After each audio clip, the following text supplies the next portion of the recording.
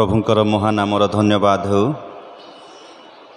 आज ये विशेष प्रार्थना उपासना रे आम समस्ते प्रभुंक प्रांगण मध्य को आसीअछु। प्रभुंकर अनुग्रह आम प्रति अति प्रचुर, तेणु यहीपरि एक सुंदर सहभागिता प्रभु आमानकु देई तांको निकटवर्ती हेबा पाई देले। तेणु आसंतु आजिर उपासनार प्रारंभ रे आम समस्ते प्रभुंकर निकटवर्ती हेबा प्रार्थना करिबा। पवित्र प्रेमिक प्रभु सदा प्रभु तुमरी धन्यवाद करुअछु, गौरव करुअछु, तुमरी प्रशंसा आराधना करुअछु। एहीपरि एक सुंदर आह्वान आमानंक पाए प्रभु तुमे देल। आमे तुम निकटतर हेइछु प्रभु, तुमरी उपस्थिति मध्य को आसी पारिछु प्रभु, तुमरी सहभागिता मध्य बसिबा पाए, तुमरी सहभागिता मध्य किछि समय अतिबाहित करिबा पाए प्रभु तुम ठारे सुंदर सुजोग पाइअछु। प्रभु तुमको धन्यवाद करुअछु। आमे विशेष करी प्रभु प्रार्थना करुअछु आजिर उपासना रे तुमे आमानकर सहवर्ती हुओ प्रभु। तुमरी पवित्र उपस्थिति आमे प्रत्येकंक ठारे दियो। आरंभर शेष पर्यंत प्रभु तुमे आमानकु चलाओ। तुमरी उपस्थिति आमे प्रत्येकंक अधिकार करू। समस्त गौरव प्रशंसा महिमा कर्ता आपण जुगे जुगे तुमरी हेउ।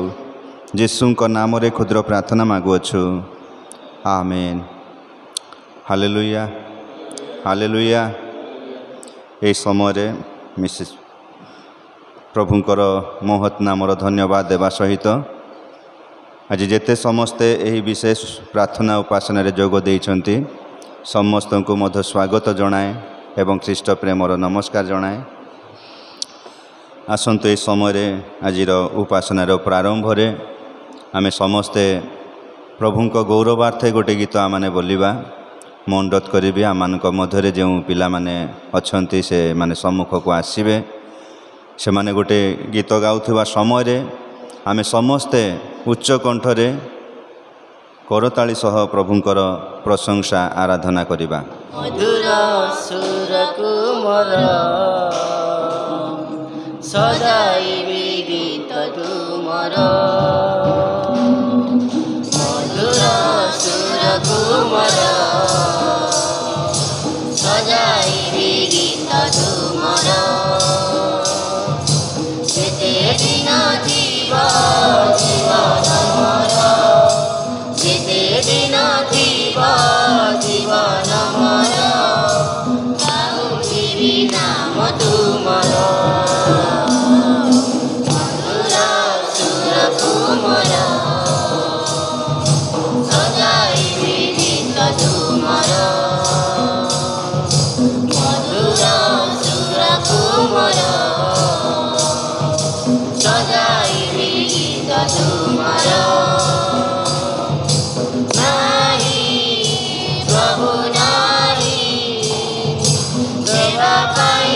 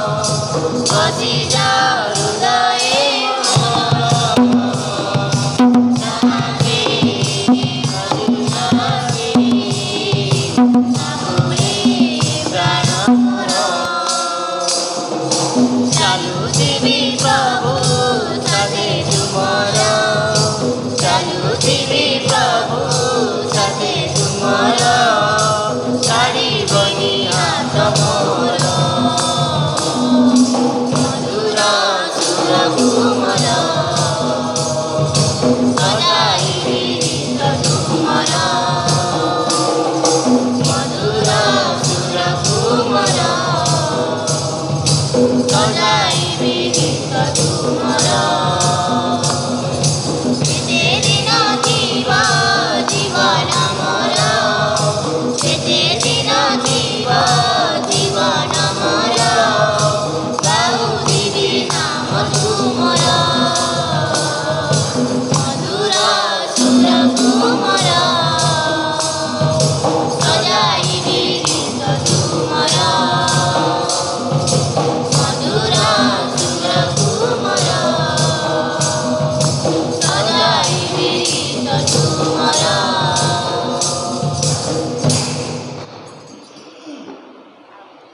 ହାଲେଲୁୟା ହାଲେଲୁୟା ପ୍ରେଜ୍ ଦ Lord.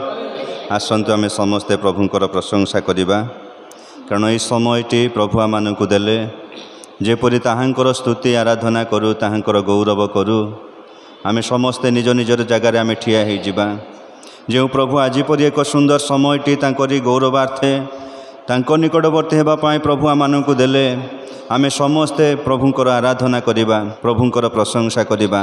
Hallelujah hallelujah hallelujah hallelujah. ଗୌରବ ପ୍ରଶଂସା କେବଳ ସଦା ପ୍ରଭୁଙ୍କର। ହାଲେଲୁୟା। ଧନ୍ୟବାଦ ପ୍ରଭୁ, ଧନ୍ୟବାଦ ପ୍ରଭୁ, ଧନ୍ୟବାଦ ପ୍ରଭୁ।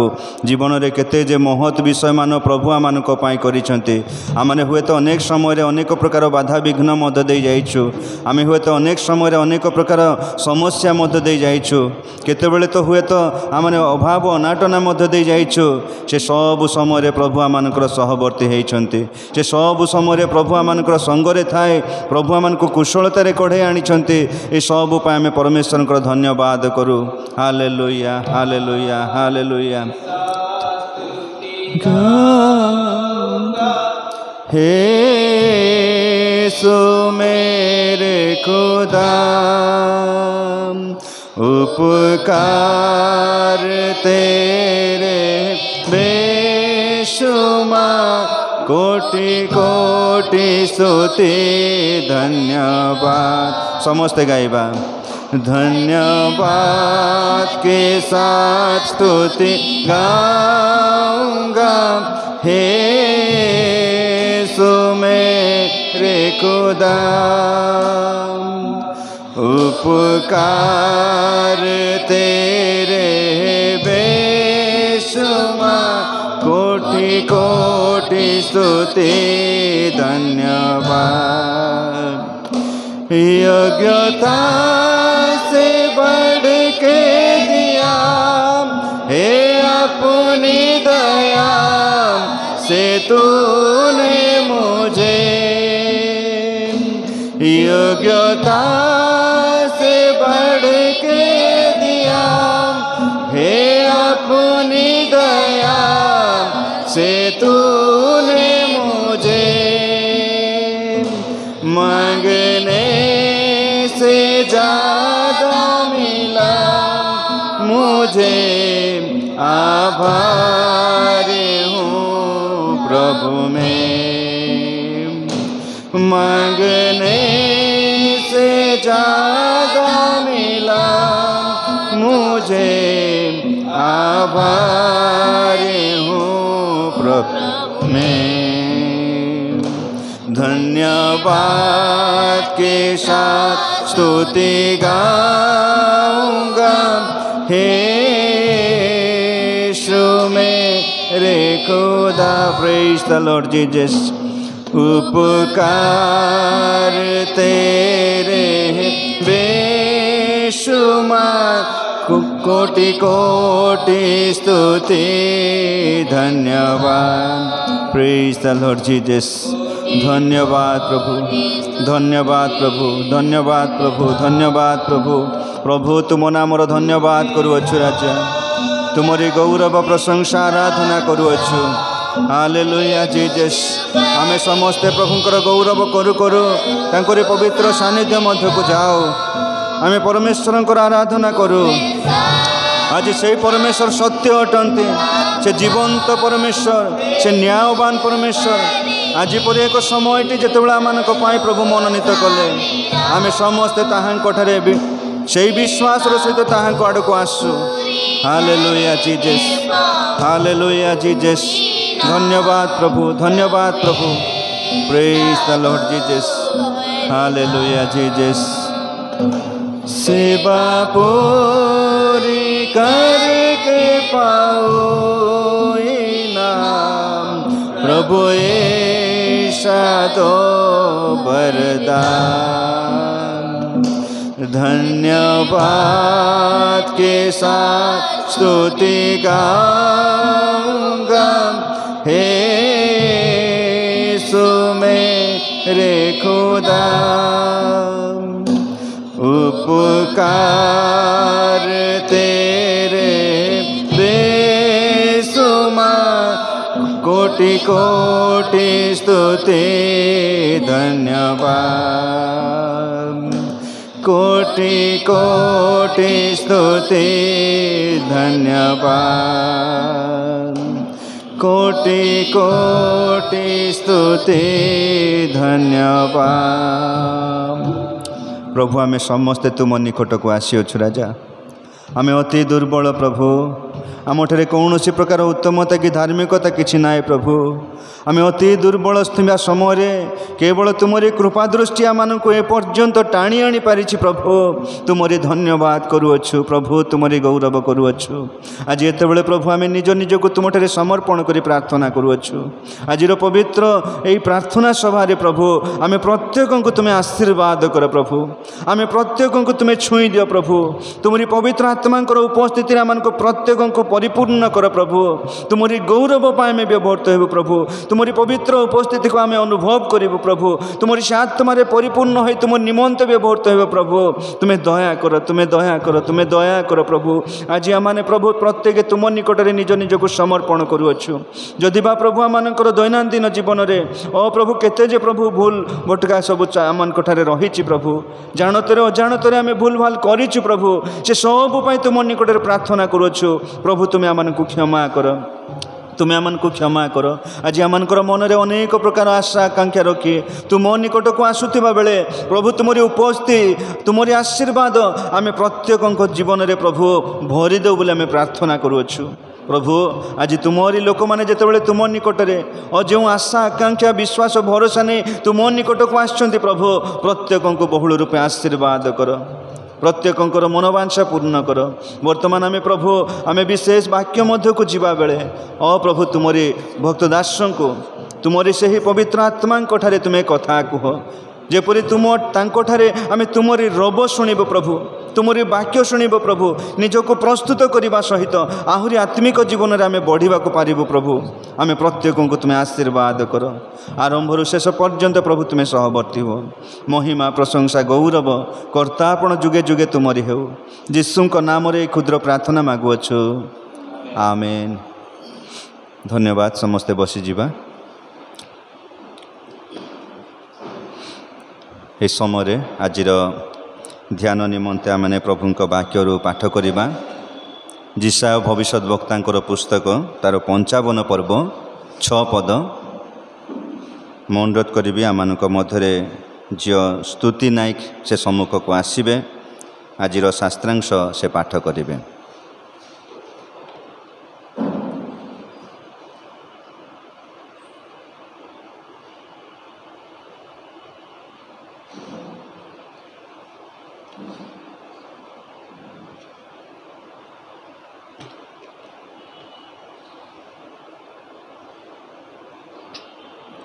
जे पर्यंत सदाप्रभुंकर उद्देश्य मिलुअछि से पर्यंत तुम्हें माने ताहांकर अन्वेषण कर जे पर्यंत से निकटरे अछंती से पर्यंत ताहांक ठारे प्रार्थना कर।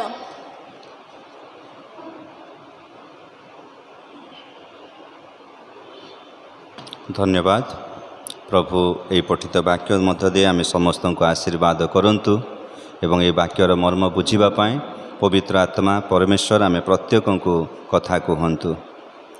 ये समय आमने आज विशेष वाक्य मध्य को जीवा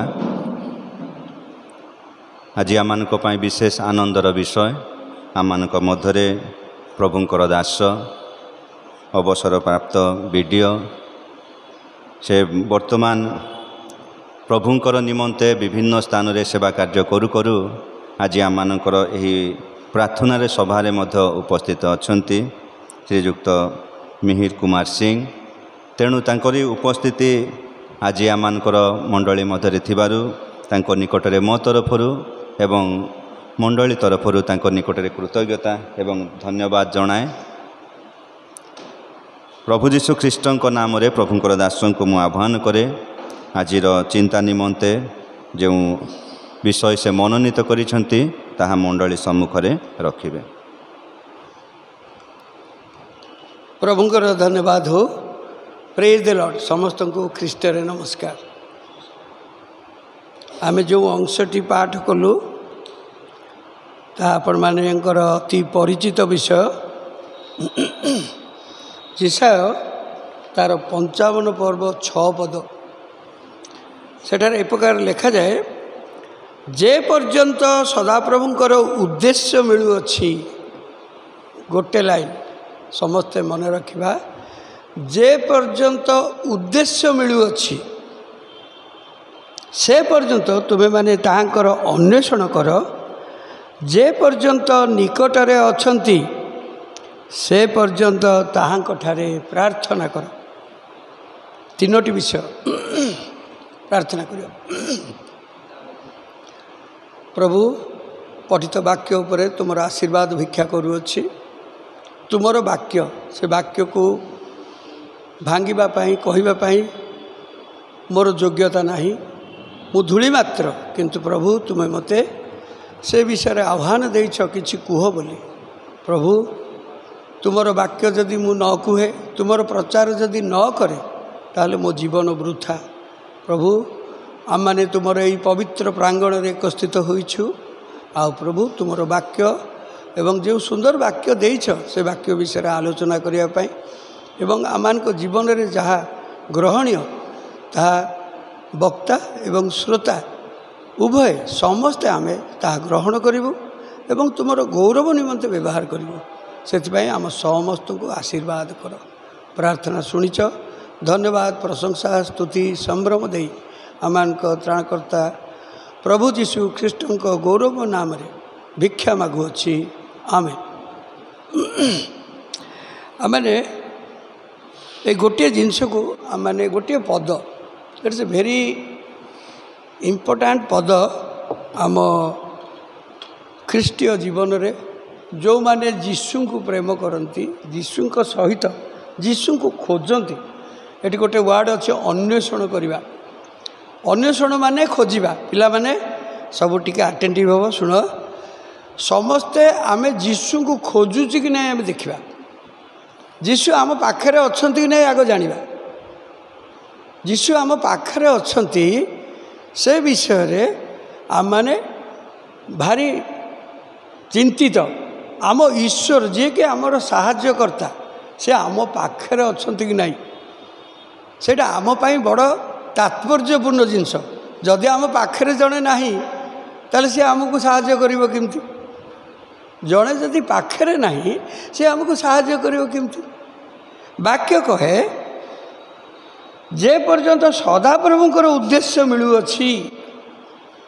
ସଦାପ୍ରଭୁଙ୍କର ଉଦ୍ଦେଶ୍ୟ କେତେବେଳେ ମିଳେ ନା, ସେ ଯେତେବେଳେ ଯେଉଁ ଲୋକ ଆଜି ବି ଯଦି ଆମେ ଆମମାନଙ୍କର ସୁରକ୍ଷା ଚାହୁଁ, ଆମର ବଡ଼ ବଡ଼ ନେତାମାନେ ସେମାନେ ସୁରକ୍ଷା ବିଷୟରେ ଚିନ୍ତା କରନ୍ତି, ବଡ଼ିଗାର୍ଡ଼ ରଖିଥାନ୍ତି। ଯଦି ତାଙ୍କୁ କିଏ ଆଘାତ କରିବାକୁ ଚିନ୍ତା କରେ, ସେ ବଡ଼ିଗାର୍ଡ଼ ମାନେ ଆଗ କାମ କରିବେ। ସେମାନେ ବଡ଼ିଗାର୍ଡ଼ ରଖିଥାନ୍ତି। ସୋ ଦେ ଆର୍ ପ୍ରେଜେଣ୍ଟ। ସେମାନେ ପାଖରେ ଅଛନ୍ତି। ତାଙ୍କର ଉଦ୍ଦେଶ୍ୟ, ମୋତେ ମିଳୁଛି, ମୋର ବଡ଼ିଗାର୍ଡ଼ ଅଛି, ମୋତେ ରକ୍ଷା କରିବ। ପ୍ରଭୁଙ୍କର ଏକ ନିର୍ଦ୍ଦିଷ୍ଟ ବାକ୍ୟ ଯେ ମୁଁ ତୁମ ସହିତରେ ଅଛି, ଇମାନୁଏଲ ପରମେଶ୍ୱର। ଯଦି ଆମମାନେ ମାଥ୍ୟୁ ପୁସ୍ତକ ତାର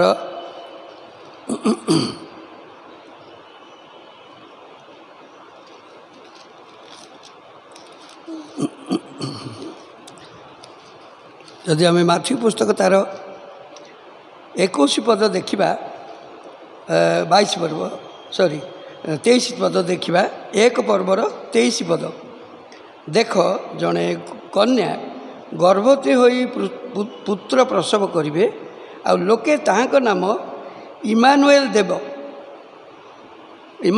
देवे यही नामर अर्थ आम्भमानंक सहित ना सहित ईश्वर देखु ये जिनस को आपण मैंने जिते पर्यालोचना करेंगे से आपण मैंने देखिए सहित ईश्वर पिला माने पढ़िल कौन देखिल ना सहित ईश्वर ईश्वर आम सांगे अच्छा ईश्वर होती सर्वमय कर्ता सी आम सांगे अच्छा जितेबले सी आम सांगे अच्छा से आम कौन करवा तांकर अन्वेषण करवा मन रख जितेबले आमर ईश्वर आम सांगे अच्छा आम तांकर अन्वेषण करवा सांगे अच्छा बोली केमती जाना सी आम सांगे अच्छा बोली आम केमती जाना शैतान महाचालाक सी आमको सबुबले एकुटिया करदेवा चाहिए सबुबले देखिए शैतान प्रकृति होची आमको एकुटिया करदेव मंद प्रकृति मंद चिंता आम मानक भितर उद्रेक करेब एवं जनइबा को चाहिए मु तुम सांगे अच्छी मत अन्वेषण कर किंतु सदाप्रभु तुम सांगे नहांती सबुबले सी शैतान सबुबले लगी सी महा चतुर से सबुबले चेष्टा करे मनुष्य को एकुटिया करदेव एवं कौन कर ना निजर प्राधान्य विस्तार कर जितेबले मु ये कथा कहला बेले केतेबले किए प्रभुंकर सहवर्तीता पाइला अन्वेषण कला प्रार्थना कला आमे जितेबले जानुचु मो प्रभु मो सांगे अच्छा सहित ईश्वर आमे आंठे पड़ा दुर्दिन रे कष्टकर परिस्थिति रे आमे आंठेबा एवं प्रार्थना करिया आमर अन्वेषण होची तांको निकटକୁ बा तांको आनिबा तांको पाखକୁ आनिबा होची आमर अन्वेषण से तो आम पाखरे अछंती अन्वेषण कहले अनेक भावती जे आमे खोजी खोजी पळैबा कि जी पाखरे अछि तांको खोजिबार आवश्यकता नहीं ही इज विथ अस तेणु आमे तांको खोजिबा पई हेले आमे तांको निज पाखକୁ तांको पाखरे आमे लागी रहिबा लागी जीवा मन रहिला जेते बेले तुम्हें संधान पाउच ही इज नियर सेते बेले आमे तांको पाखକୁ चली जीवा एवं प्रार्थना करवा एथिपाई बाइबल रु 2-3टी उदाहरण मु आनीची गोटे उदाहरण होची बाटिमाय अंध अरे अंध कौन अन्वेषण कला इट इज ए लफेबल थिंग किंतु अंधठू भी आमर शिखबार अच्छी अंध अन्वेषण कला एवं केतेबेले से अन्वेषण कला ना जेतेबेले देखला जीशु निकटवर्ती आम जदि जे पर्यंत सदाप्रभुंकर उद्देश्य मिलुअछि जीशुंकर उद्देश्य तांको मिलिला तापाई गोटे डायरेक्ट उद्देश्य अच्छी इनडायरेक्ट उद्देश्य अच्छी मु दुईटी विषय नहीं डायरेक्ट उद्देश्य केमती ना मु जानुची मोर इमानुएल ईश्वर मो पाखे प्रभु अच्छा सेटा आमको कही दि जाइए किंतु जोतेबले गोटे अंध सी बेसी भल भाव से समय रे जीशु को सी जानी नथिला अंध जी बाटिमाय जीशु को कौन जानी किए कह बाटिमाय अंध जीशु को कौन जानी आमे जदि मार्क तार 10 पर्व पढ़ा से लिखा जाए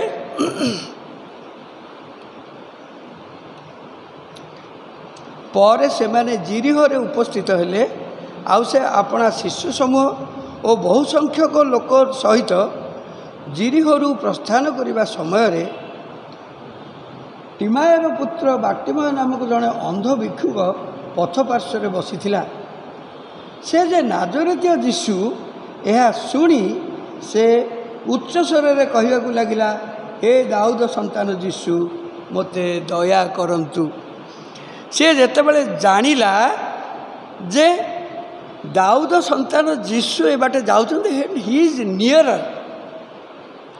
मु मोर ପିଲାମାନେ ଦେଖ ଇଆଡ଼େ ଶୁଣ, ଯୀଶୁ ରିଚେବୁଲ୍ ଡିଷ୍ଟାନ୍ସ, ଉଦ୍ଦେଶ୍ୟ ମିଳୁଥିବା ସମୟ ମଧ୍ୟର ଡିଷ୍ଟାନ୍ସ। ମୁଁ ଯେତେବେଳେ ଚାହୁଁଛି ମୋ ଯୀଶୁ ମୋ ସାଙ୍ଗରେ ଅଛନ୍ତି, ଯୀଶୁ ମୋ ସାଙ୍ଗରେ ଅଛନ୍ତି ଯେତେବେଳେ ସେ ଜାଣିଲା, ସେତେବେଳେ ସେ ଅନ୍ୱେଷଣ କଲା। ଦେଖନ୍ତୁ ଗୋଟେ ଅନ୍ଧ, ସେ ଜାଣିଛି ନାଜରେଥ ଶୁଣୁଥିବ, ଅନ୍ଧ ତ ବେଶୀ ଦେଖିପାରେନି, ତା କାନ, ଅନ୍ଧମାନଙ୍କର ଦେଖିବ ପ୍ରଭୁ ତାଙ୍କର କାନ ଗୁଡ଼ାକୁ ବଡ଼ ପ୍ରଖର କରିଦେଇଥାନ୍ତି। ବେଳେବେଳେ ଦେଖାଯାଏ ଯେଉଁମାନେ ଟିକେ କାଲା ସେମାନେ ଭାରି ଚାଲାକ ସେମାନେ ଭାରି ଚାଲାକ। ଆମମାନଙ୍କ ଭିତରେ ଦେଖିବ ଯେଉଁମାନେ ଟିକେ କମ୍ ଶୁଣୁଥିବେ ସେମାନେ ଭାରି ଚାଲାକ ଥିବେ, ତାଙ୍କର ଗୋଟେ ପଏଣ୍ଟରେ ସେମାନେ ଭାରି ବଢ଼ିଯାଆନ୍ତି। ଠିକ୍ ସେମିତି ସିଏ ଅନ୍ଧ, କିନ୍ତୁ ତା ପାଖରେ ଶ୍ରବଣରେ ଗୋଟେ ଜିନିଷ ଅଛି, ସେ ଶୁଣିଥିଲା। ଆମେ ଆଜି ଶୁଣୁଛୁ ଯୀଶୁ ହେଉଛନ୍ତି ତ୍ରାଣକର୍ତ୍ତା, କିନ୍ତୁ ଆମେ ତାଙ୍କୁ ଜାଣୁଛୁ, ସେ ନିକଟରେ ଅଛନ୍ତି, ଇମାନୁଏଲ, ଅନ୍ୱେଷଣ କରୁନାହୁଁ, ତାଙ୍କୁ ଆମେ ଖୋଜୁନାହୁଁ, ଆମେ ତାଙ୍କର ଅନ୍ୱେଷଣ କରୁନାହୁଁ। କିନ୍ତୁ ବାଟିମାୟ ଅନ୍ଧ, ସେ ଅନ୍ଧ, କିନ୍ତୁ ସେ ଜାଣିଥିଲା ଯୀଶୁ ଯିଏ ଯାଉଛନ୍ତି ସିଏ ହେଉଛନ୍ତି ତାକୁ ସୁସ୍ଥ କରିବାର ସକ୍ଷମ ଈଶ୍ୱର। ଅନ୍ଧ ଆଜିକାଲି ଡାକ୍ତର ପାଖକୁ ଯଦି ଆପଣମାନେ ଯିବେ, ସେ ବିଭିନ୍ନ ପ୍ରକାର ପରୀକ୍ଷା ନିରୀକ୍ଷା କରିବ, ଯନ୍ତ୍ର ଦେବ, ଦେଖିବ, ଏବଂ ତାକୁ କାଲି ଆସେ, କାଲି ରକ୍ତ ପରୀକ୍ଷା ହେବ, କାଲି ଅମୁକ ହେବ, ବହୁତ ପ୍ରକାର ପ୍ରୋସେସ୍ ଭିତରେ ଗଲା ପରେ ଆମର ଆଖି ଫିଟେଇବାକୁ ଚେଷ୍ଟା କରିବ ଏବଂ କହିବ ଗ୍ୟାରେଣ୍ଟି ନାହିଁ, କିନ୍ତୁ ମୁଁ ଆଖି ଭଲ କରିପାରିବି। ଜାଗତିକ ବୁଦ୍ଧି, କିନ୍ତୁ ଯୀଶୁ ତାକୁ ସୁସ୍ଥ କରିପାରିବେ ଏବଂ ତାକୁ ଦର୍ଶନ ଦେଇପାରିବେ, ଦେଖିବାର ଶକ୍ତି ଦେଇପାରିବେ। ଏଇଟା ସେ ଶୁଣିଥିଲା। ଯେତେବେଳେ ନିକଟବର୍ତ୍ତୀ ଯାଉଛନ୍ତି ଯୀଶୁ, ସେତେବେଳେ ସେ କ'ଣ କଲା? କହିଲା, ହେ ଦାଉଦ ସନ୍ତାନ ଯୀଶୁ। ଅନ୍ୱେଷଣ, ଦିସ୍ ଇଜ୍ କଲ୍ଡ ଅନ୍ୱେଷଣ। ଆମ ଜୀବନରେ ଜଣେ ବିଜାତୀୟ ଭାଇ ଯେତେବେଳେ ଯୀଶୁଙ୍କର ବାକ୍ୟ ଶୁଣୁଛି, ବାକ୍ୟ ତାର ନିକଟବର୍ତ୍ତୀ ଅଛି, ବାକ୍ୟ ରୂପୀ ପରମେଶ୍ୱର ନିକଟରେ ଅଛନ୍ତି, ସେତେବେଳେ ସେ ଅନ୍ୱେଷଣ କରିବାକୁ ଚାହୁଁଛି ଏବଂ ଲୋକମାନେ ଆସିଯାଉଛନ୍ତି, କହୁଛନ୍ତି, ହେ ସିଏ କି ଈଶ୍ୱର ମ, ତାଙ୍କୁ କାହିଁ ତୁ ଖୋଜୁଛୁ ମ? ବହୁତ ଜଗତରେ ଆମର କେତେ ବଡ଼ ବଡ଼ ଈଶ୍ୱରମାନେ ଅଛନ୍ତି, କେତେ ବଡ଼ ବଡ଼ ମୂର୍ତ୍ତି ଆମେ କରିଛୁ, ତୁମେ ତାଙ୍କ ପାଖକୁ ଯାଅ, ୟା ପାଖକୁ କ'ଣ ଯାଉଛ? ଠିକ୍ ସେମିତି ଯୀଶୁ ଯେତେବେଳେ ସେ ରାସ୍ତାରେ ଯାଉଛନ୍ତି, ଯେତେବେଳେ ସେ ଅନ୍ଧ ଜାଣିଲା ଯେ ଯୀଶୁ ଯାଉଛନ୍ତି, ସେତେବେଳେ ସେ କ'ଣ କହିଲା? ସେ ଶୁଣି ସେ ଉଚ୍ଚ ସ୍ୱରରେ କହିବାକୁ ଲାଗିଲା, ହେ ଦାଉଦ ସନ୍ତାନ ଯୀଶୁ, ମୋତେ ଦୟା କରନ୍ତୁ। ଏକ ଡାଇରେକ୍ଟ, ମୁଁ ଗୋଟେ ଇନଡାଇରେକ୍ଟ କଥା ମଧ୍ୟ କହିବି। ଡାଇରେକ୍ଟଲି ସେ ଦେଖିଲା ଯୀଶୁ ତା ପାଖରେ ଯାଉଛନ୍ତି। ଆମେ ଡାଇରେକ୍ଟଲି ଦେଖୁଛୁ, ପଢ଼ିଛୁ ବାକ୍ୟକୁ ବିଶ୍ୱାସ କରୁଛୁ, ବାଇବଲକୁ ବିଶ୍ୱାସ କରୁଛୁ, ସତ୍ୟ ଈଶ୍ୱରଙ୍କୁ ବିଶ୍ୱାସ କରୁଛୁ ଏବଂ ସେ ଆମ ପାଖରେ ଅଛନ୍ତି ବୋଲି ଆମେ ଜାଣୁଛୁ। କିନ୍ତୁ ସେଦିନମାନଙ୍କରେ ବାକ୍ୟ ଥିଲା, ବ୍ୟବସ୍ଥା ଥିଲା, କିନ୍ତୁ କିପରି ଭାବରେ ଈଶ୍ୱର ସହିତରେ ଅଛନ୍ତି ସେମାନେ ସମସ୍ତେ ଜାଣିପାରୁନଥିଲେ। ଯେତେବେଳେ ବାଟିମାୟ ଅନ୍ଧ ଜାଣିଲା ଯେ ଯୀଶୁ ନିକଟରେ ଯାଉଛନ୍ତି, ସାଙ୍ଗେ ସାଙ୍ଗେ ଅନ୍ୱେଷଣ ଆରମ୍ଭ କଲା। କ'ଣ? ଚିତ୍କାର କରି କହିବାକୁ ଲାଗିଲା, ଆଜି ଯେଉଁମାନେ ପ୍ରଭୁଙ୍କୁ ଜାଣିବାକୁ ଚାହୁଁଛନ୍ତି ସେମାନେ ଚିତ୍କାର କରିବେ, ସେମାନେ ସ୍ପଷ୍ଟ ଭାବରେ ଈଶ୍ୱରଙ୍କୁ ଖୋଜିକିରି ଗିର୍ଜାକୁ ଆସିବେ, ପରମେଶ୍ୱରଙ୍କ ଲୋକମାନଙ୍କ ପାଖକୁ ଆସିବେ, କାହାର ବାଧା ମାନିବେ ନାହିଁ। କିନ୍ତୁ ସେ ଲୋକମାନେ ବାଧା ଦେବେ। ଆଜିର ଦିନରେ ଆମେ ସେଇଟା ଦେଖୁଛୁ, ଲୋକମାନେ ଆମକୁ ବାଧା ଦେଉଛନ୍ତି। ଲୋକମାନେ ଯେଉଁମାନେ ଖ୍ରୀଷ୍ଟଙ୍କର ଅନୁସରଣ କରୁଛନ୍ତି, ଅନ୍ୱେଷଣ କରୁଛନ୍ତି, ସେମାନଙ୍କୁ ବାଧା ଦେଇ ମନା କରୁଛନ୍ତି। ଆଉ ଠିକ୍ ସେହି ପ୍ରକାର ଏଠାରେ ହେଲା। ଏଥିରେ ଅନେକ ତାହାକୁ ତୁନି ହେବା ପାଇଁ ଧମକ ଦେବାକୁ ଲାଗିଲେ। ପୁଣି ସେ ଆହୁରି ଅଧିକ ଉଚ୍ଚ ସ୍ୱରରେ କହିବାକୁ ଲାଗିଲା, ହେ ଦାଉଦ ସନ୍ତାନ, ମୋତେ ଦୟା କରନ୍ତୁ। ଆହୁରି ଅଧିକ ସ୍ୱରରେ କହିବାକୁ ଲାଗିଲା, ଦବିଗଲାନି। ଦିସ୍ ଇଜ୍ କଲ୍ଡ ଅନ୍ୱେଷଣ। ସେ ଦବିଗଲା ନାହିଁ, ସେ ଅନ୍ୱେଷଣ କଲା। କ'ଣ? ଆହୁରି ଉଚ୍ଚ ସ୍ୱରରେ କହିଲା, ହେ ଦାଉଦ ସନ୍ତାନ ଯୀଶୁ, ତୁମେ ମୋତେ ଅନୁଗ୍ରହ କର, ଦୟା କର। ତାପରେ କ'ଣ ହେଲା? ସେଥିରେ ଯୀଶୁ ଠିଆ ହୋଇ କହିଲେ, ତାହାକୁ ଡାକ। ଏଠାରେ ସେଇ ଅନ୍ଧ ଲୋକଟିକୁ ଡାକି କହିଲେ, ସାହସ ଧର, ଉଠ, ସେ ତୁମକୁ ଡାକୁଅଛନ୍ତି। ତ ସେ ଆପଣା ଚାଦର ଫୋପାଡ଼ି ଦେଇ ଉଠି ଯୀଶୁଙ୍କ ନିକଟକୁ ଗଲା।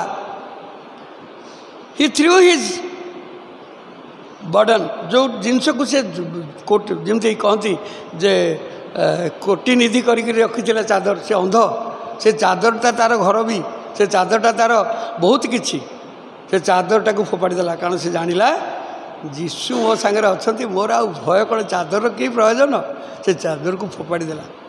ଜଗତର ବନ୍ଧନ ଆମେ ଫୋପାଡ଼ି ଦେଇପାରୁଛୁ କି? ଆମ ଅନ୍ୱେଷଣରେ ଆମେ ସେ କାମ କରିପାରୁଛୁ କି?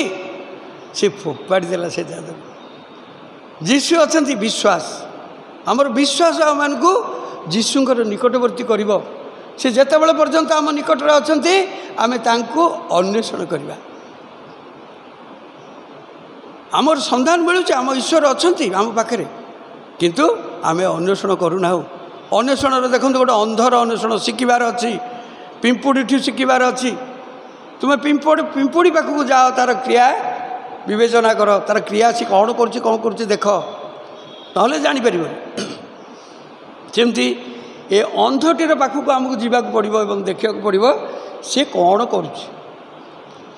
ଏବଂ ସେ କ'ଣ କଲା, ଆହୁରି ଜୋରରେ ଚିତ୍କାର କଲା। ଯେତେବେଳେ ପ୍ରଭୁ ଆମମାନଙ୍କର କଥା ଶୁଣୁନାହାନ୍ତି ବୋଲି ଆମେ ଭାବୁଥିବା, ଆମ ଅନ୍ୱେଷଣରେ ଆମେ ଆହୁରି ଜୋରରେ ଚିତ୍କାର କରିବା। ମାଆ ମାନେ ପିଲାମାନଙ୍କ ପାଇଁ ପ୍ରାର୍ଥନା କରନ୍ତି, ପିଲାମାନେ ବାହାରକୁ ଚାଲି ଯାଇଥାନ୍ତି, ମାଆ ଏକୁଟିଆ ଘରେ, ପୁଅ ତା'ର ବାହାରକୁ ଯାଇଛି କାମ କରିବାକୁ, ଗୋଟିଏ ନୁହେଁ ଦୁଇଟା ନୁହେଁ, ସବୁ ପିଲାମାନେ ବାହାରେ ଅଛନ୍ତି। ସେ ପ୍ରଭୁଙ୍କ ପାଖରେ ପ୍ରାର୍ଥନା କରିବ, ଡାକିବ, ଅନ୍ତର ଖୋଲି ଚିତ୍କାର କରିବ, ପ୍ରଭୁ ମୋତେ ଦୟାକର, ମୋର ଛୁଆ ବାହାରକୁ ଯାଇଛି, ତୁମର ଭରସାରେ ମୁଁ ତାକୁ ଛାଡ଼ିଲି। ଦିସ୍ ଇଜ୍ କଲ୍ଡ ଅନ୍ୱେଷଣ। ଅନ୍ୱେଷଣ ଆଉ କିଛି ନୁହେଁ। ଅନ୍ୱେଷଣ କଲା ବାଟିମାୟ ଅନ୍ଧ, ତାଠୁ ଏଇଟା ଆମର ଶିଖିବାର ଅଛି। ସେ ଅନ୍ୱେଷଣ କଲା ଏବଂ ତାପରେ ଅଛି ପ୍ରାର୍ଥନା କରିବ। କ'ଣ ପ୍ରାର୍ଥନା? ଯୀଶୁ ତାକୁ ପଚାରିଲେ, ହ୍ୱାଟ୍ ୟୁ ୱାଣ୍ଟ? ଆଜି ଆମକୁ ଯୀଶୁ ପଚାରୁଛନ୍ତି, ତୁମେ କ'ଣ ଚାହୁଁଛ? ମାଆ କହୁଛି, ମୋ ପୁଅ ଯାଇଛି ବାହାରକୁ, ପ୍ରଭୁ ତାକୁ ଟିକେ ସୁରକ୍ଷା ଦିଅ, ଆଜି ଯୁଗରେ ବାଟରେ ଯିବ, ଆକ୍ସିଡେଣ୍ଟ ହେଇଯିବ। ସେ ଆମକୁ ସୁରକ୍ଷା ଦେଇକି ନେଇକି ଯାଉଛନ୍ତି, ତ ଟିକେ ଜୋରରେ ଚଲେଇଲେ ସେମିତି କିଛି ଅସୁବିଧା ନାହିଁ। I put my trust in my Lord. ମୋର ଈଶ୍ୱରଙ୍କ ଉପରେ ମୁଁ ମୋର ସମସ୍ତ ଭରସା ରଖିଲି, କାରଣ ସେ ଭରସା ଯୋଗ୍ୟ ଈଶ୍ୱର। ତେଣୁ ବାଟିମାୟ ଅନ୍ଧ କ'ଣ କଲା? ଯୀଶୁ ତାହାକୁ ଉତ୍ତର ଦେଲେ, ମୁଁ ତୁମ ପାଇଁ କ'ଣ କରିବି ବୋଲି ତୁମେ ଇଚ୍ଛା କରୁଅଛ? ସେ ଅନ୍ଧ ଲୋକଟି ତାହାକୁ କହିଲା, ହେ ଗୁରୁ, ମୁଁ ଯେପରି ଦୃଷ୍ଟି ପାଏ। ହେ ପ୍ରଭୁ, ମୋର ଚକ୍ଷୁ ଖୋଲିଦିଅ। ଆଜି ଏ ଜଗତ ଆମକୁ ଅନ୍ଧ କରିଛି, ଜଗତ ପ୍ରତି ଆମକୁ ଅନ୍ଧ କରିଛି। ଆମେ ଯୀଶୁକୁ କହିବା, ପ୍ରଭୁ ଆମ ଚକ୍ଷୁ ଖୋଲିଦିଅ, ଏବଂ ସେ ଚକ୍ଷୁ ଖୋଲିଦେଲେ। ଦେଖନ୍ତୁ, ତା ଆଗରୁ ସେ ତା'ର ଚଦର କାଢ଼ିକିରି ଫୋପାଡ଼ି ଦେଇଛି। ବିଶ୍ୱାସର ଶକ୍ତି ଦେଖନ୍ତୁ, ଅନ୍ୱେଷଣ କରିବାର ଶକ୍ତି ଦେଖନ୍ତୁ। ମନ ମଧ୍ୟରେ ସନ୍ଦେହ ରଖିଲେନି, I don't need this burden, ଏ ଘୋଡ଼ି ହେବା ମୋର ଦରକାର ନାହିଁ, ଏ ବନ୍ଧନ ମୋର ଦରକାର ନାହିଁ, ଏହାକୁ ମୁଁ ପାଥେୟ କରିକିରି ଆଉ ଚାଲିବିନି, ମୋର ଯୀଶୁ ମୋତେ ସୁସ୍ଥତା ଦେବେ। ଚଦର ଫୋପାଡ଼ି ଦେଲେ, ତାପରେ ଯୀଶୁ ତାକୁ ସୁସ୍ଥ କଲେ ଏବଂ ସିଏ ଅନ୍ୱେଷଣ ଛାଡ଼ିଲେନି। ଲେଖା ଅଛି, ଯୀଶୁ ତାକୁ କହିଲେ, ଯାଅ, ତୁମର ବିଶ୍ୱାସ ତୁମକୁ ସୁସ୍ଥ କରିଅଛି। ତତ୍କ୍ଷଣାତ୍ ସେ ଦୃଷ୍ଟି ପାଇ ପଥରେ ତାଙ୍କ ପଛେ ପଛେ ଚାଲିବାକୁ ଲାଗିଲା। ଯେତେବେଳେ ଯୀଶୁ ଆମ ପ୍ରାର୍ଥନା ଶୁଣନ୍ତି, ଅନେକ ସମୟରେ ଆମେ କ'ଣ କରୁ, ଛାଡ଼ି ଦେଇକି ଅନ୍ୟ ଆଡ଼େ ଚାଲୁ। ତେଣୁ ବାକ୍ୟ କହେ, ଯେ ପର୍ଯ୍ୟନ୍ତ ସଦାପ୍ରଭୁଙ୍କର ଉଦ୍ଦେଶ୍ୟ ମିଳୁଅଛି ସେ ପର୍ଯ୍ୟନ୍ତ ତୁମେମାନେ ତାଙ୍କ ଅନ୍ୱେଷଣ କର। ଯେ ପର୍ଯ୍ୟନ୍ତ ସେ ନିକଟରେ ଅଛନ୍ତି ସେ ପର୍ଯ୍ୟନ୍ତ ତାଙ୍କ ନିକଟରେ ପ୍ରାର୍ଥନା କର। ଏଇଟା ହେଉଛି ଗୋଟେ ଡାଇରେକ୍ଟ, ଗୋଟେ ଇନଡାଇରେକ୍ଟ ଉଦ୍ଦେଶ୍ୟର କଥା କହିବି। ଉଦ୍ଦେଶ୍ୟ ପାଇଲେ ତ କରିବା ନା। ଯେତେବେଳେ ଉଦ୍ଦେଶ୍ୟ ପାଉଛେ, କେତେବେଳେ ଉଦ୍ଦେଶ୍ୟ ପାଉଛେ ନା ଇମାନୁଏଲ୍ ବୋଲି ଆମେ ଜାଣିଛେ, ସେତେବେଳେ ଗୋଟେ ଇନଡାଇରେକ୍ଟ ଥିଲା। ଆଜି ମଧ୍ୟ ବାକ୍ୟ କହେ, ଯେତେବେଳେ ତୁମେ ପ୍ରାର୍ଥନାରେ ଦୁର୍ବଳ ହୋଇଯାଉଛ, ପ୍ରାଚୀନମାନଙ୍କ ପାଖକୁ ଯାଅ। ଯେଉଁମାନେ ପ୍ରାଚୀନ ତାଙ୍କ ପାଖକୁ ଯାଅ, ସେମାନେ ପ୍ରାର୍ଥନା କରିବେ ଏବଂ ତୈଳ ପକାଇବେ, ସେମାନେ ତୁମେ ସୁସ୍ଥ ହେବ। ସେଇଟା ଗୋଟେ ଇନଡାଇରେକ୍ଟ ହୁଏ। କିନ୍ତୁ ଈଶ୍ୱର ଯେ ସେମାନଙ୍କ ସାଙ୍ଗରେ ଅଛନ୍ତି, ଏଇଟା ମଧ୍ୟ ଗୋଟେ ଉପସ୍ଥିତି। ମୋ ପାଖରେ ଈଶ୍ୱର ଅଛନ୍ତି କି ନାହିଁ ତା ପୂର୍ବରୁ ମୁଁ ଜାଣିଛି। ଭାଇ ଲିମା ବାବୁ ସେ ପ୍ରଭୁଙ୍କର ଲୋକ, ତାଙ୍କ ପାଖରେ ଈଶ୍ୱରଙ୍କର ଉପସ୍ଥିତି ଅଛି। ଯେତେବେଳେ ଉପସ୍ଥିତି ଅଛି ସେତେବେଳେ ତୁମେ କ'ଣ କର, ଅନ୍ୱେଷଣ କର। ଏଠି ଆଉ ଗୋଟେ ଉଦାହରଣକୁ ଯିବା। ଏଇଟା ହେଉଛି, ଆମେ ଆପଣମାନେ ପାଇବେ ଦ୍ୱିତୀୟ ରାଜାବଳୀ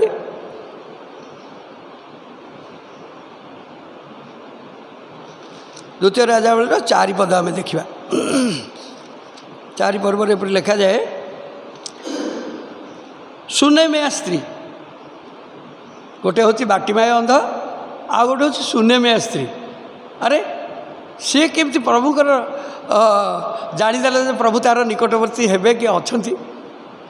ସିଏ ଦେଖିଲା ଯେ ଇଲିଶାୟ ଭବିଷ୍ୟତ ବକ୍ତା, ସିଏ ଜଣେ ପ୍ରଭୁଙ୍କର ଲୋକ,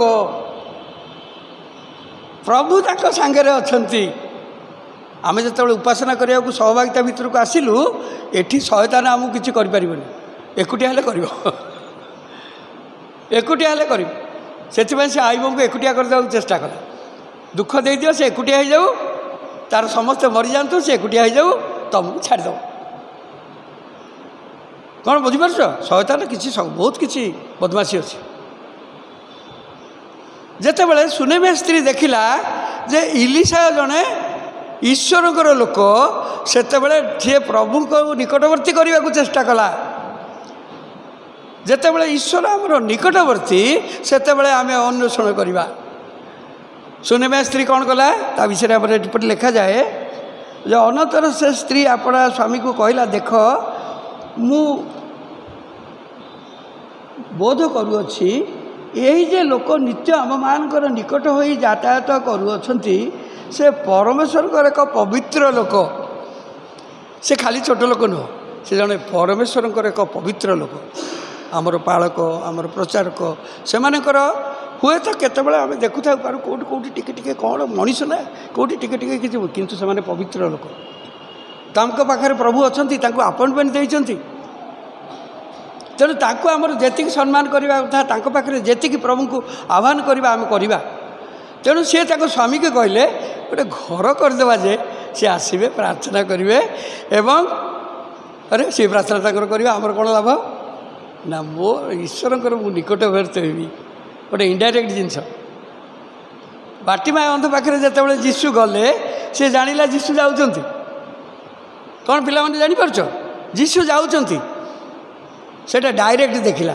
କିନ୍ତୁ ସୁନେମିଆ ସ୍ତ୍ରୀ କ'ଣ କଲା ନା, ଦେଖିଲା ଯେ ଇଲିଶାୟ ଜଣେ ପ୍ରଭୁଙ୍କର ଲୋକ, ତାଙ୍କ ପାଖରେ ପ୍ରଭୁଙ୍କର ଉପସ୍ଥିତି ଅଛି। ଯେତେବେଳେ ଉପସ୍ଥିତି ଅଛି, ସିଏ ଅନ୍ୱେଷଣ କଲା। ସେ ଜାଣିଲା ଏଇଟା ଇନଡାଇରେକ୍ଟ। ଆଜି ଯଦି ଆମମାନଙ୍କର ଯେତେବେଳେ ପ୍ରଭୁଙ୍କର ଲୋକମାନେ ଆମ ପାଖକୁ ଆସନ୍ତି, ଆମେ କହୁ ଯା ପଳା ପଳା, ଆମେ ତାଙ୍କର ଉପସ୍ଥିତି ଚାହୁଁନା। କାରଣ ସେମାନେ ପ୍ରଭୁଙ୍କୁ ନେଇକରି ଆସୁଛନ୍ତି, କହିବେ ଗିର୍ଜା କରେ, ପ୍ରାର୍ଥନା କରେ, ବାଇବଲ ପଢ଼େ, କେମିତି ପଳେଇବ। କିନ୍ତୁ ସେ ସୁନେମିଆ ସ୍ତ୍ରୀ ସେ କଥା କହିଲାନି, ଗୋଟେ ଘର କରିଦିଅ, ସିଏ ଏଠି ରହିବେ ଏବଂ ପ୍ରାର୍ଥନା କରିବେ। ତାଦ୍ୱାରା ତାର କ'ଣ ଉଦ୍ଦେଶ୍ୟ ସଫଳ ହେଲା, ପରବର୍ତ୍ତୀ ପର୍ଯ୍ୟାୟରେ ଆମେ ଦେଖିବା। ସେ କ'ଣ ପ୍ରାର୍ଥନା କଲା, କି ପ୍ରକାର ତାର ଉଦ୍ଦେଶ୍ୟ ସଫଳ ହେଲା, ସେଇଟା ଆମେ ପରବର୍ତ୍ତୀ ପର୍ଯ୍ୟାୟରେ ପଢ଼ିବା।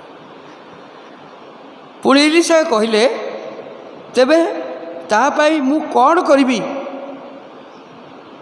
ତା ପାଇଁ କ'ଣ କରାଯିବ? ତହିଁରେ ଗିହେଜି ଉତ୍ତର କଲା, ତାହାର ପୁତ୍ର ନାହିଁ, ତାହାର ସ୍ୱାମୀ ବୃଦ୍ଧ। ଅସମ୍ଭବ ଜିନିଷ, ସ୍ୱାମୀ ବୃଦ୍ଧ, ଅଥଚ ସାରାଙ୍କ ଗର୍ଭରେ ଇସାହାକ ଜନ୍ମ ହୁଏ।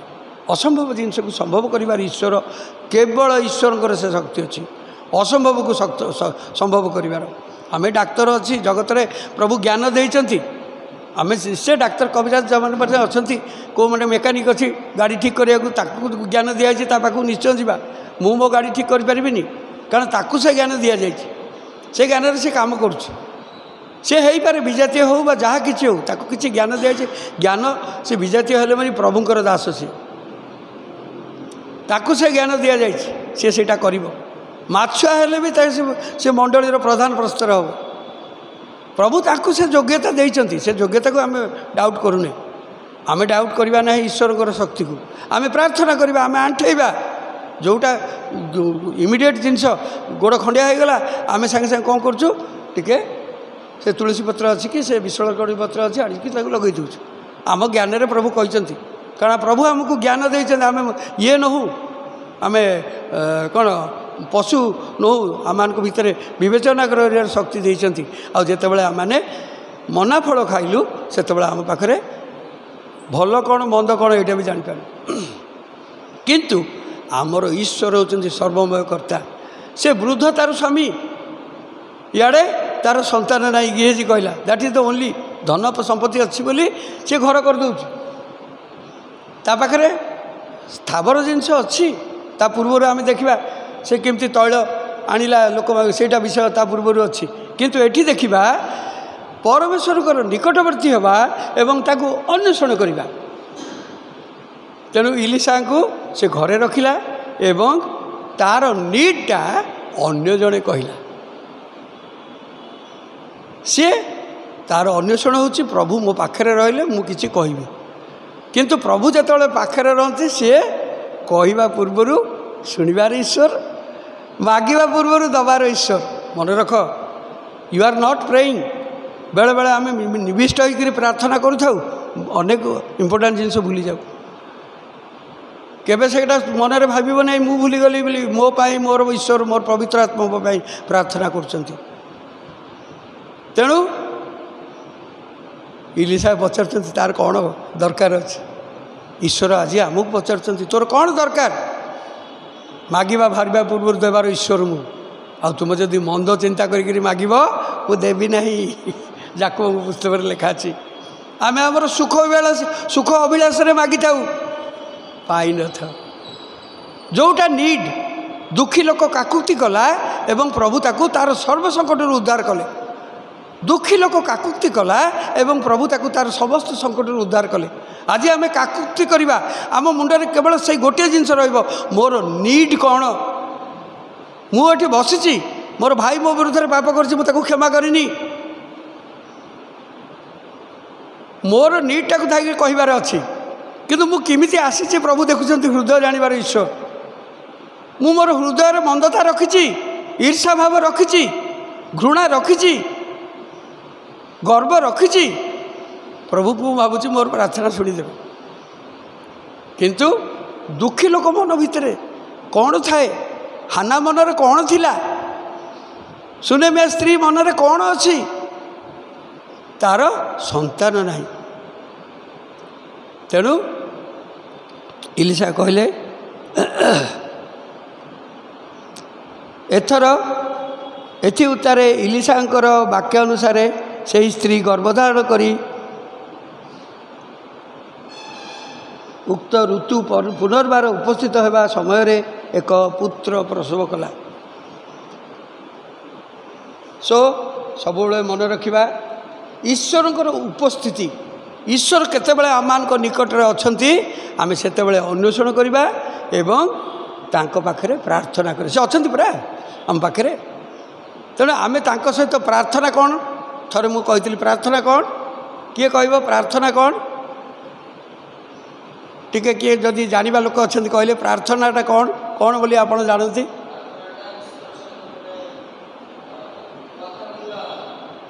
ହଁ, କିନ୍ତୁ ପ୍ରାର୍ଥନା କଲେ ଆମେ ଯୋଡ଼ି ହେଇଯାଉ। ପ୍ରାର୍ଥନା କଲାବେଳେ ଆମେ ଈଶ୍ୱରଙ୍କ ସହିତ ଯୋଡ଼ି ହେଇଯାଉ। ଏକ ଆତ୍ମିକ ପୁରୁଷ ଏକ ପବିତ୍ର ଆତ୍ମାଙ୍କ ସହିତ ଯୋଡ଼ି ହେଇଯାଏ ଏବଂ ପ୍ରଭୁ ଆମକୁ ସବୁ ପ୍ରକାର ଶକ୍ତି ବି ପ୍ରଦାନ କରନ୍ତି ଏବଂ ପ୍ରଭୁ ଅନେକ କଥାରେ ଆମକୁ ଉପକୃତ କରନ୍ତି। ଆମର କଥା ବି ଶୁଣନ୍ତି, ଆମର ଯାହା ଦରକାର ତାକୁ ବି ଦିଅନ୍ତି। ପ୍ରଭୁଙ୍କ ପାଖରେ ଆମେ ଆମର ମାଗୁଣି ରଖିବା ପାଇଁ ପ୍ରାର୍ଥନା କରିବା ପାଇଁ ଏଠି କୁହାଯାଇଛି। ସେଠୁ ସିଏ କ'ଣ କଲେ? କହିଲେ ଏଇଟା କ'ଣ ହେବ? ଅବିଶ୍ୱାସ କଲେ। ସାରା ଅବିଶ୍ୱାସ କରିଥିଲା ଟିକେ, ମୁଁ ତ ବୁଢ଼ା ହେଇଗଲେଣି, ଆଉ ମୋର କ'ଣ ସନ୍ତାନ ହେବ? କିନ୍ତୁ ଈଶ୍ୱର ଦେବାର ଈଶ୍ୱର, କରିବାର ଈଶ୍ୱର, ସିଏ ଆମକୁ ଗଢ଼ିଛନ୍ତି। ଆମର ବଟନରେ କ'ଣ, ଆମର କେଉଁଠି ଅସୁବିଧା ଅଛି, କ'ଣ ଅଛି ସିଏ ଜାଣନ୍ତି। ଏ ଡାକ୍ତର କହିଲେ ଅନୁସନ୍ଧିତା ଯେତେକ ପାଠ ବିଷୟରେ କରେ, କିନ୍ତୁ କାଲି ଆମେ ଯାଇ ତାର ମୃତ ଶରୀର ସେ ହସ୍ପିଟାଲରୁ ଆଣିଥାଉ। କିନ୍ତୁ ଈଶ୍ୱର ଯେଉଁ ଆଶୀର୍ବାଦ କରନ୍ତି, ଏକ ଜୀବିତ ଈଶ୍ୱର, ସିଏ ଜୀବନ ଦେବାର ଶକ୍ତି ତାଙ୍କର ଅଛି। ବୃଦ୍ଧ ଅବସ୍ଥାରେ ମଧ୍ୟ ସନ୍ତାନ ଦେବାକୁ ସକ୍ଷମ ଈଶ୍ୱର ସିଏ। ତେଣୁ ଏଠି କ'ଣ ହେଲା? ପୁଣି ବାଳକ ବଢ଼ିଲା ଉତ୍ତାରେ ଦିନକର ସେ ଶସ୍ୟଛେଦନକାରୀମାନଙ୍କ ନିକଟରେ ଆପଣା ପିତା କତିକି ଗଲା। ଆଉ ସେ ଆପଣା ପିତାଙ୍କୁ କହିଲା, ମୋ ମୁଣ୍ଡ। ତୋ ପିତା ଆପଣା ଦାସକୁ କହିଲା ତାହାରି ମାତା କତିକି ତାହାକୁ उठाई नहीं जाओ। देख बापा कहलेनी माँ कहला इलिशा को आण एठी रख बापा पाखक नहीं गले बापा कहे माँ पाखक नहीं जा कहीं ना ही फील्स माँ is more nearer to God.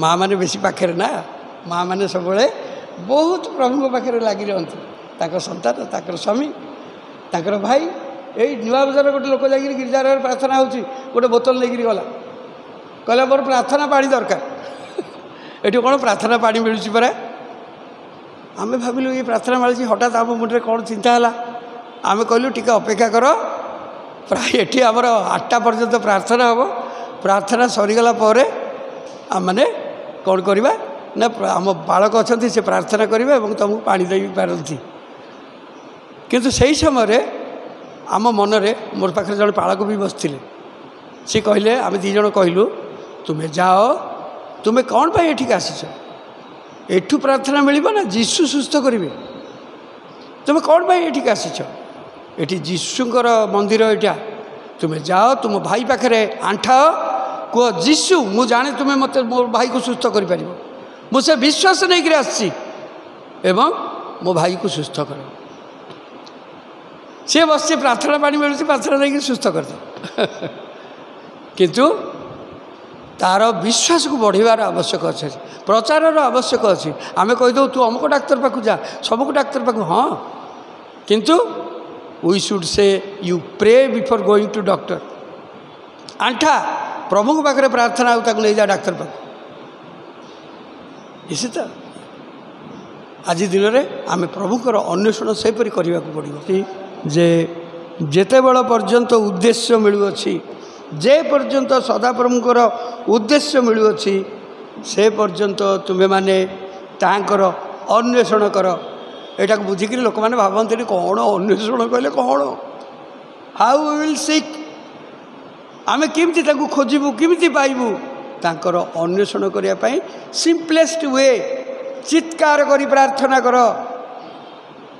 जदि प्रभुकर लोक मैंने अच्छा डकाओ से मैंने प्रार्थना करेंगे तुम पिला हमको सुस्थ हे दैट इज कॉल्ड अन्वेषण आमर बंधु मैंने अच्छा बाहर अनेक लोक अच्छा से मैंने चाहूँगी हृदय मध्य अंधकार अच्छी से अंध किंतु अन्वेषण कला बेले बाधा विघ्न आसिले चुप हो जाती से बाधा विघ्न आड़े जापारती जीशु आज प्रत्यक्ष समय सी पाखे अच्छा अथच तांकर प्रत्यक्षता को तांकर उपस्थिति को आम इग्नोर कर दी था।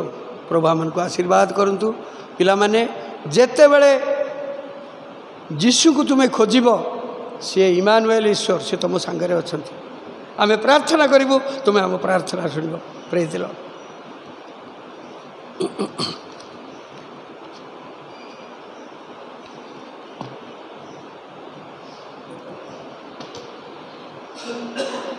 Hallelujah hallelujah praise the Lord. प्रभुंकर महानामर गौरव हो प्रभुंकर दास सुंदर वाक्य दे आम उत्साहित करिसेंती कारण जेते पर्यंत सदा प्रभुंकर उद्देश्य मिलुअछि से पर्यंत आम परमेश्वरंकर अन्वेषण करूँ जे पर्यंत से निकटरे अछंती से पर्यंत आम ताहांक निकटरे प्रार्थना करूँ। यहीपरि एक सुंदर वाक्य दे प्रभुंकर दास आमको उत्साहित करिसेंती।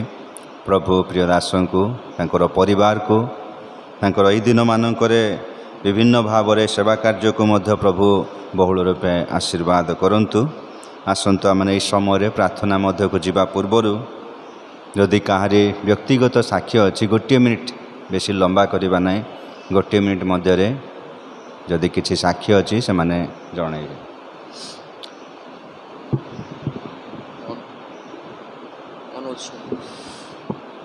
हालेलुया समस्त को जय जीशु।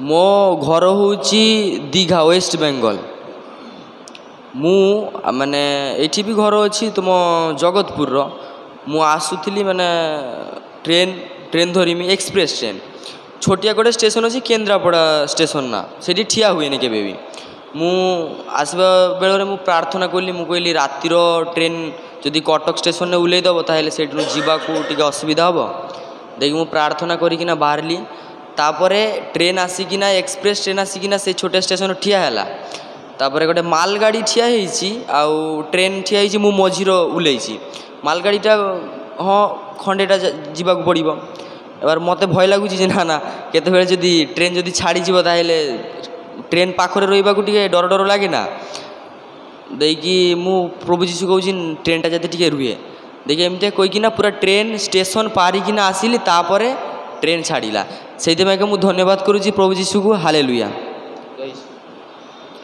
প্রেজ দ লর্ড ପ୍ରେଜ୍ ଦ ଲର୍ଡ। ପ୍ରଭୁ ନାମର ଧନ୍ୟବାଦ ପ୍ରଭୁ ସୁନ୍ଦର ସୁଯୋଗ ଦେଲେ ସାକ୍ଷ୍ୟ ଦେବା ପାଇଁ ତ ମୋର କିଛି ସମୟ ହେବ ବାଇକ୍ ଚଲେଇକି ଯାଉଥିଲି ତ ହେଲମେଟ୍ ମୋର ନଥିଲା ଭାଙ୍ଗି ଯାଇଥିଲା କାଚଟି ଯେଉଁ ସାମ୍ନାରେ ପଡ଼େ ତ ସେ ପୋକ ଆପଣ ଦେଖୁଥିବେ ଉଡ଼ୁଛନ୍ତି ରାସ୍ତାରେ ତ ଗୋଟେ ପୋକ ଆସିକି ମାଡ଼ ହେଲା ଆଖିରେ ତ ମୁଁ କିଛି ସମୟ ରହିଗଲି ମନ୍ଥାମନ୍ଥି କରିଦେଲି ମୁଁ କହିଲି ପୋକଟା ମରିଗଲା ଆଉ ଭଲ ହେଇଗଲା ଆଉ ଆଟୁ ଆଟୁ ଟିକେ ଲାଗିଲା ତାପରେ ଘରକୁ ଆସିଲି ତାପରେ ମୋ ଆଖିରୁ ପାଣି ଝରିବା ଲାଗିଲା ବହୁତ ଥର ଏମିତି ହେଲା ପରେ ଗୋଟେ ଦିନ ହେଇଛି ତା ପରଦିନ ସକାଳେ ବାଇକ୍ ଯାଇ ପଚାରିଲି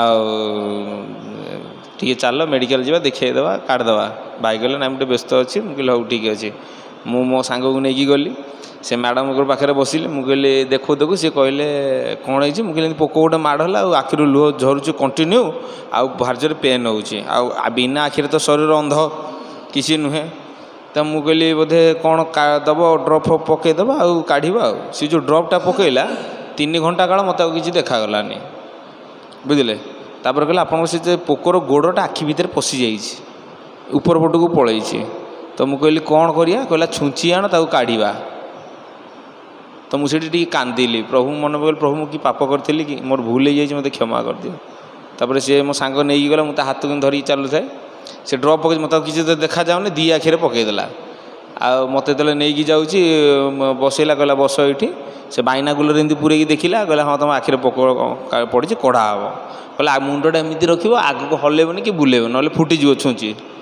ବିଶ୍ୱାସ କରନ୍ତୁ ମୁଁ ଅନେଇଛି ଏମିତି ଆଖିରୁ ଲୁହ ଗତ ଗତ ଗତ ଦେଇକି ବହୁଛି ପିଜି ଛୁଆ ଗୋଟେ ଆସିଲେ ତା ପଛପଟେ ମୁଁ କହିଲି ଗଲା ମୋ ଆଖିଟା ଗଲା ଆଉ ପ୍ରଭୁ ରକ୍ଷା କର ତାପରେ ମନେ ପଡ଼ିଲା ଗୋଟେ ବାକ୍ୟ ଯେ ସାହସ ଧର ଜଗତରେ ତୁମମାନଙ୍କ ନିମନ୍ତେ କ୍ଲେଶ ଅଛି ସାହସ ଧର ଜଗତକୁ ମୁଁ ଜୟ କରିଛି ମୁଁ କହିଲି ପ୍ରଭୁ ଯାହା ହେବ ଦେଖା ଅଛି ଆଉ ଡାଣ ଆଖିଟା ଗଲା ଆଉ ବିଶ୍ୱାସ କରନ୍ତୁ ସେ କେତେବେଳେ ପୋକ କାଢ଼ି ଦେଇ ମାନେ ଗୋଡ଼ଟା ତାର କାଢ଼ି ଦେଇଛି ମୁଁ ଜାଣିନି ମୋର ଲାଗିଲା ମୋ ଆଖିରୁ କ'ଣ ଗୋଟେ ବାହାର କଲା ସିଏ କହିଲା ବାହାରିଲା ମୁଁ କହିଲି ଆଜ୍ଞା ମୁଁ ତାକୁ ଅନେଇ ପାରୁନାହିଁ 3 ଘଣ୍ଟା କାଳ ତାପରେ ମୋତେ ଚଷମା ଦେଇଦେଲା କହିଲା ପିନ୍ଧିବୁ ଦିନକୁ 6 ଥର ଡ୍ରପ୍ ପକାଇବୁ ବିଶ୍ୱାସ କରନ୍ତୁ ମୁଁ ସେଇ ଦିନରେ 4 ଥର ଡ୍ରପ୍ ପକାଇଛି ଆଉ ସେ ଡ୍ରପ୍ ପକାଇ ନାହିଁ ଆଜି ଯାଏଁ ଆଉ ପ୍ରଭୁ ମୋତେ ସୁସ୍ଥ ରଖିଛନ୍ତି ସେଥିପାଇଁ ପ୍ରଭୁ ନାମରେ ଧନ୍ୟବାଦ ଦିଏ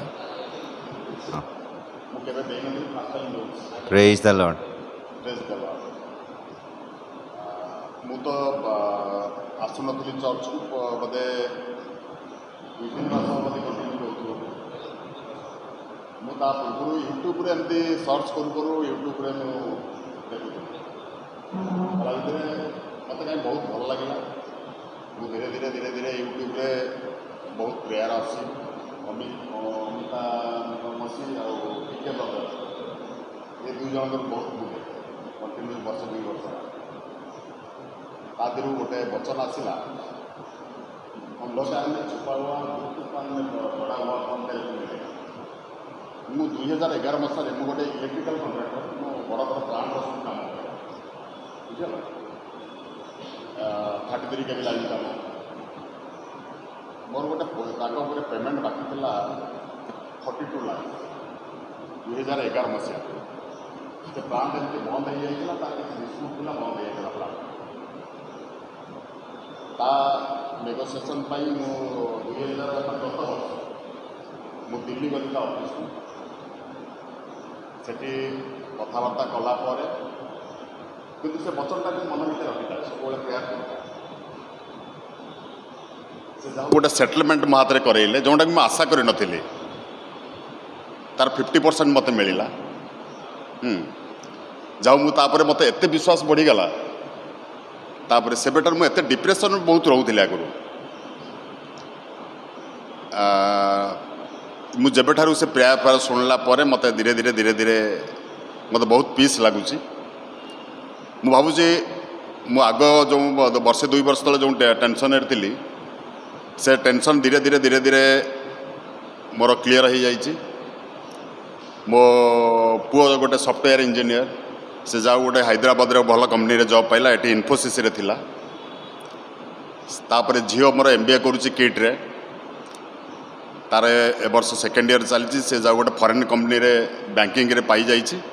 तार सेकेंड ईयर सरला पर से जाई आसब से जीव सी जाओ भगवान दयारू यीशु दयारू मुझे बहुत भलरे अच्छी किंतु मो घर भितर बहुत डिस्टर्बान्स चली। मो वाइफ के सपोर्ट करूनी कहीं सी टे जगन्नाथ प्रेमी ता फैमिली ता ये समस्त ये करुँच मझे मझे बहुत डिस्टर्बान्स भी हो जाऊँगी बुझीगला ना। से आम घर मो घर उपर मु जन को भड़ा देती से आमर MTN जो टेलीफोन डिपार्टमेंट रे से रिटायर्ड BS से रिटायर्ड नहीं गलानी से रोचंती एबे से ऊपर रुहंती से प्रेयर करती सी आमती काली ना पर दिन एमती गोटे झगड़ा जाटी बहुत डिस्टर्बान्स होगा मो भितर है से जाऊ टिके पुणी तार शांति होकर अच्छी मु मझे मझे भी प्रेयर करुँची कि टाइम तो लगे से जिन अवश्य मुझे गोटे जिन हठात मुझे आसी से माने विरोधी करेंगे निश्चिंत चली जहाँ प्रभु इच्छा किंतु मु आग अपेक्षा बहुत भल मत बहुत पीस अच्छी। बर्तमान आम साक्ष्य गुड़िक भी शुणी अच्छु एवं प्रार्थनार अनुरोध मध्य शुणी अच्छु। आम मध्य प्रशांत ओझा जो छोट पुओ से तांकर जीवनर साक्ष्य देले आउ से ट्रेन लाइन रे केमती अवस्था रे से प्रभुंक निकट में प्रार्थना कले प्रभु तांको सुरक्षा देइछन्ति। आमर सत्यनंद सी मध्य हठात तांकर आखिरे जेतेबेले कौन से गोटे पोक पशिगला तापाई से बहुत असुविधा होती तो ता मध्य केवल प्रभुंक ठारे प्रार्थना तांकर समस्त आखि को मध्य प्रभु भल करिछन्ति। तापर आमे विशेष करी प्रार्थना करिबा भौणी बबी नायक तांकर मझिरे मझिरे ज्वर आसुची तांको जेपरी प्रभु संपूर्ण सुस्थ करिवे। तापर आमाने सुंदर साक्ष्य शुणुथिलु आमानक मध्य तपन विश्वाल जे कि अन्य पृष्ठभूमि प्रभुंक ठारे से बिलंग्स करती तेणु तांको पय आमे विशेष प्रार्थना करूँ जेपरी से परिवार प्रभु को संपूर्ण भाव से माने जानिबे प्रभुंक प्रति फेरिबे आ तांकर सहधर्मिणी वनप्रिया विश्वाल से मध्य जेपरी प्रभुंक प्रति मन परिवर्तन हो पारिबो सेथिपाई आमे विशेष तांको निमंते प्रार्थना करिबा। ता सहित आमानकर बादामबाड़ी मध्य जो परिवार आसुचंती आमानकर महेंद्र आउ नायक तांकर परिवार पाई आमे विशेष प्रार्थना करिबा। आमे समस्त विषय निमंते प्रार्थना उत्सर्ग करिबा। मु अनुरोध करिबी आमानक मध्य प्रकाश भाई से आसीबे सम्मुख को ए सबु विषय निमंते आउ संक्षिप्त से प्रार्थना करिबे। प्रार्थना पर आमे समस्ते मिसी प्रभुंक प्रार्थना करिबा तापरे आशीर्वाद भिक्षारे आजिर उपासना शेष करिबा।